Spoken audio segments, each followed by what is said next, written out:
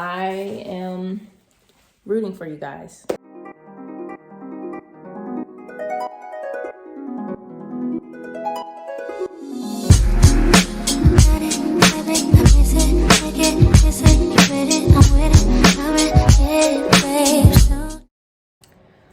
What's up? Okay, so I know I told you that next time you guys see anything that this vlog was going to be complete.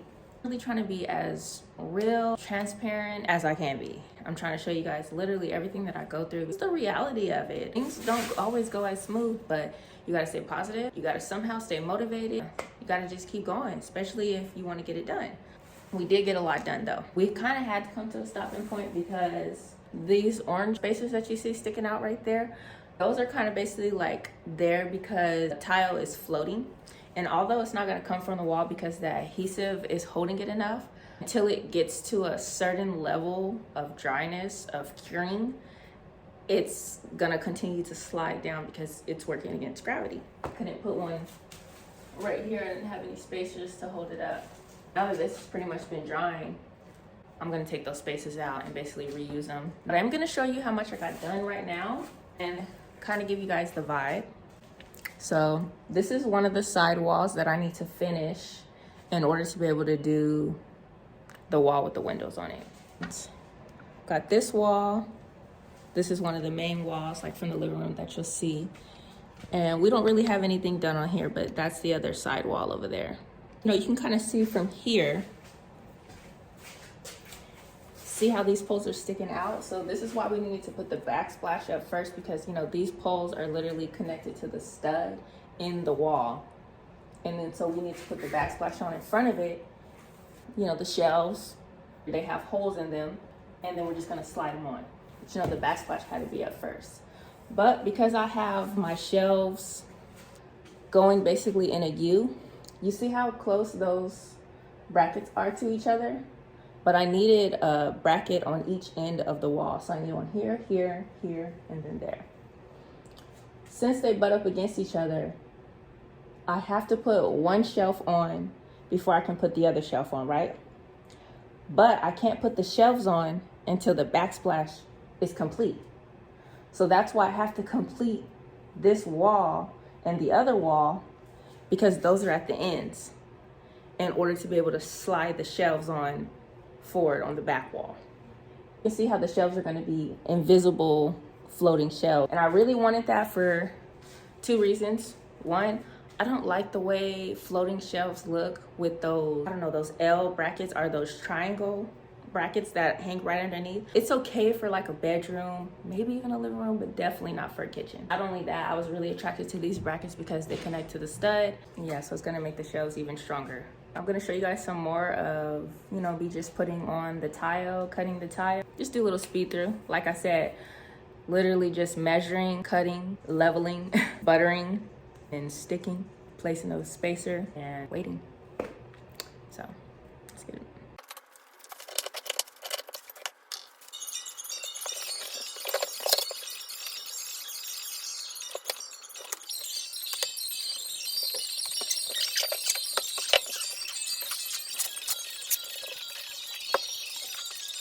I came to a slight problem, so I'm going to show you guys right now. Okay, so right here, I noticed that like this pole should have been down just a smidget more. I think I figured out how we can kind of solve it. So this pole and this pole, these brackets, I had to move down a smidget. When I moved them down, this one I should have moved down just a smidgen more. I don't know if you guys can see that space. See how my nail can fit there? Now this one that's on top is hitting it, and that's okay, but this side, in order for it to line up with this tile, it needs to be a little bit lower. It can go lower on this side, but it can't go lower on this side, which is creating this deeper gap here. And then it's throwing everything off. See how I put this top one on? And it's throwing it all off. And now it's not even up here. See that? Right there. My mom said if we just grind off a corner of this, it's not gonna be shown anyways because this is where the shelf is gonna go. If we just grind off a piece of this just so that I can lower this one, then we should be able to get it even. So I'm gonna do that because these aren't dry yet. And I just want to make this look as seamless and as perfect as I can get it. So that's what I'm gonna do right now. Now I'm gonna try and not take off more than I need to. But honestly, I have so many extra boxes of tie, but still. Trying to get better at wearing my PPE. I know in earlier videos, I pretty much never wore it. And I'm wearing a scarf today because you guys should have seen how white my hair was last night. I had to wash my braids.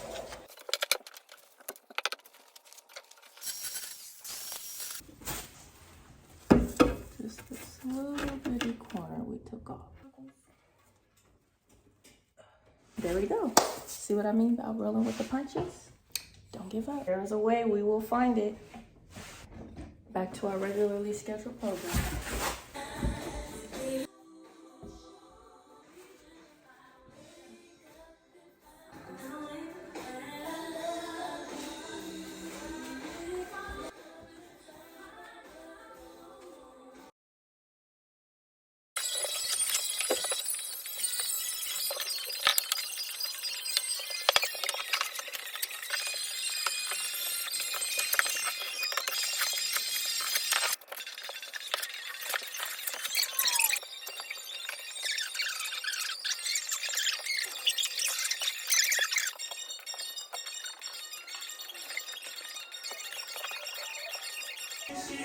It is.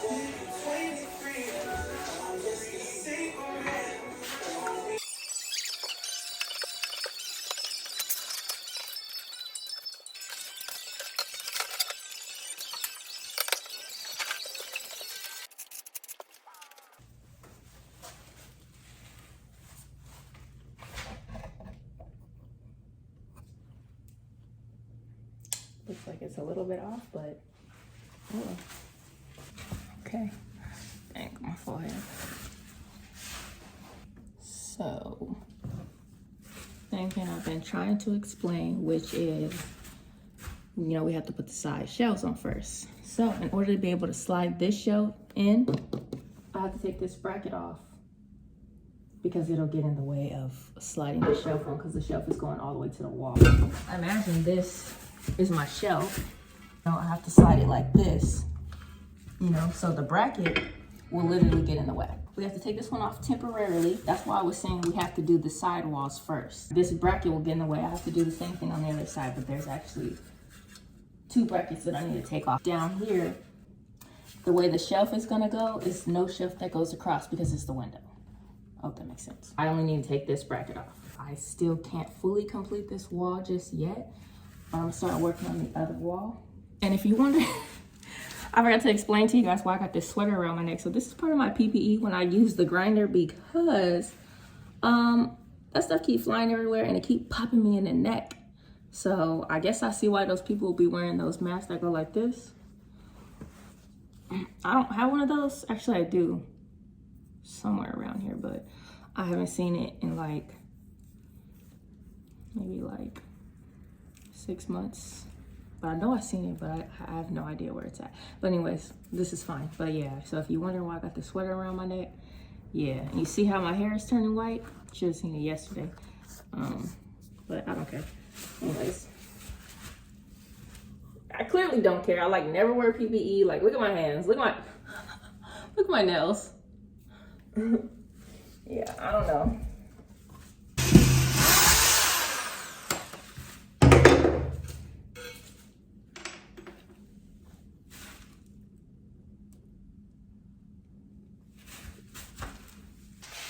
So I'm gonna explain to you guys how we've been figuring out the measurements so we can cut out the opening for the outlets. So what my mom does is she basically measures on the wall, each side of it and above and below it. And so this is basically telling me that I need to go 13.5 inches in on this side, 7 inches in on this side.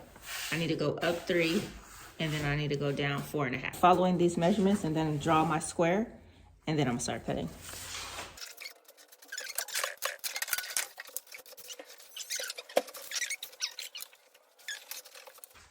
So now I'm just gonna connect it all.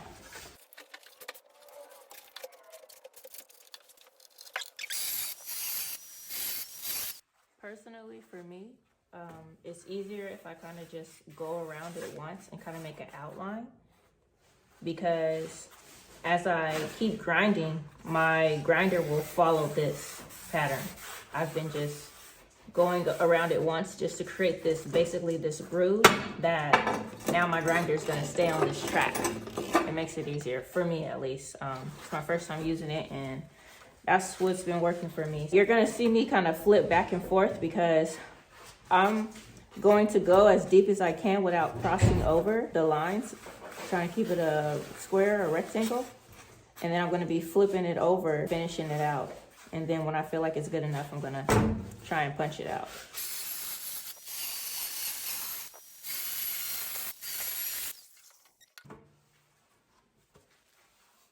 Okay, so you see how I can see through on both sides? And I'm just going to keep flipping it because since it's thick, sometimes I can't get it all on one side. So I'm going to keep flipping it out, trying not to pass up the corners so that I keep that square, because anything that goes above it is going to show. This part's not going to show because it's going to be covered by an outlet plate.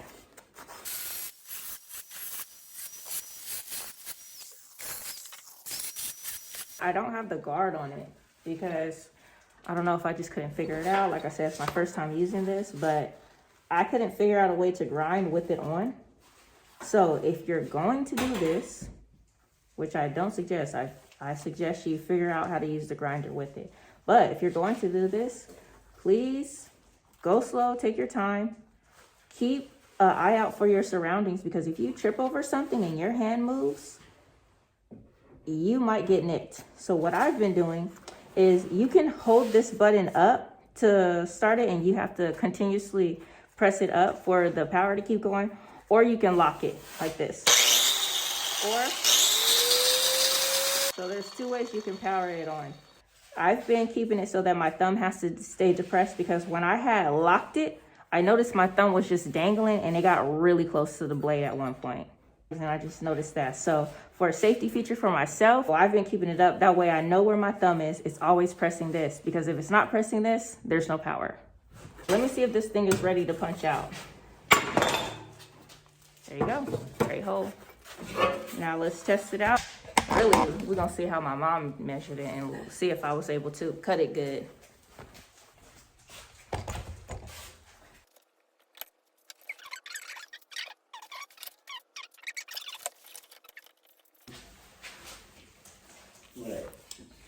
Yeah. So that was slightly off. So we're just gonna do it again. Instead of 13.5 from the left, we're gonna do 14, and instead of 7 from the right, we're gonna do 7 1/4. But the measurements above and below were perfect.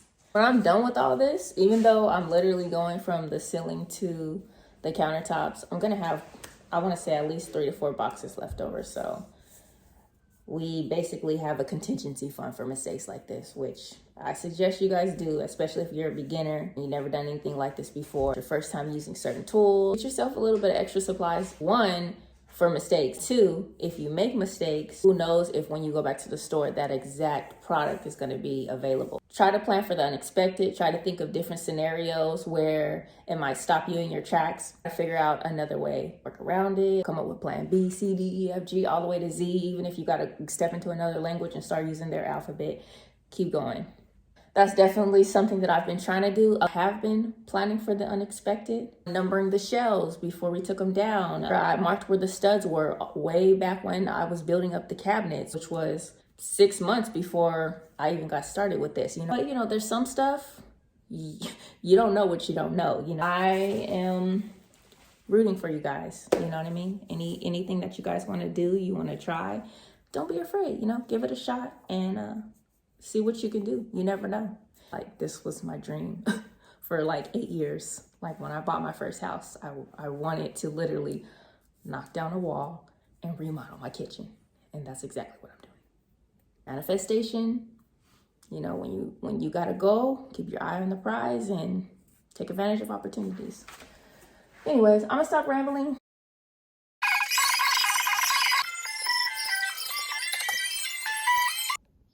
Okay, but can we appreciate how this is looking. Now, if I go real close, you're gonna see that it's not perfect. I mean, I'm pretty sure you can tell here too. By the way, my fridge is really dusty because I was like using the power tools inside because I didn't want to bother the neighbors late at night, and I haven't wiped it off just because like I'm not done using the tools.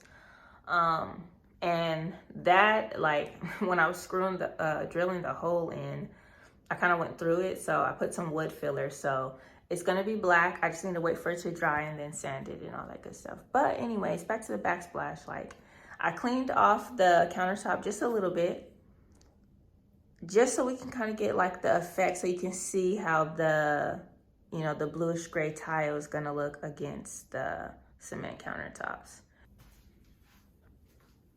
You know, I'm no professional, but come on now, don't play with me. This corner, let me tell you guys about this corner. Okay, first of all, this was my mom's idea, because originally how I was doing everything was I was trying to make the tiles look like they all flowed. So what I mean by that is, see how this is a full tile and then you just got a piece here? Well, whatever the remainder of that tile was going to continue here, and then whatever's left was going to be a piece. That's how I was originally doing it. Mom was like, she wants to show more of the big tile, and I get it because it is prettier. I do think that like just this part is like prettier, but the corners were so complicated. Honestly, I kind of wish I would have stuck with my idea, because although this is prettier right here, my idea, how I had it, it looked better because I didn't have to cut such small pieces. Like, they were coming out better, like as a whole. Hopefully when I put the grout, it's a little bit more disguised. This is half of a tile basically right here. So then the other half would fit right here. That way it's like one whole tile. It's like continuously flowing. That was my idea. Kind of feel like we shouldn't have did that too, because now the sides are different. You know, when you're working on a project, you see all the mistakes. So in a way, it's like you beat yourself up more, but like when somebody else is looking at it, it might not be that bad. Comment down below and let me know, like, it's still pretty good, right? Well, I mean, what do you guys think? I'm trying not to beat myself up too much, but at the same time, like, I'm freaking happy. Anyways, I just wanted to give you guys an update of what this is looking like, just in case, you know, I don't talk about it. And the next time you see me, it'll probably be me grouting without saying anything. So this is the stopping point for now. About to take a break, and I'll see you guys in a couple well, it'll be a couple of seconds for you, but for me, it'll be a couple hours.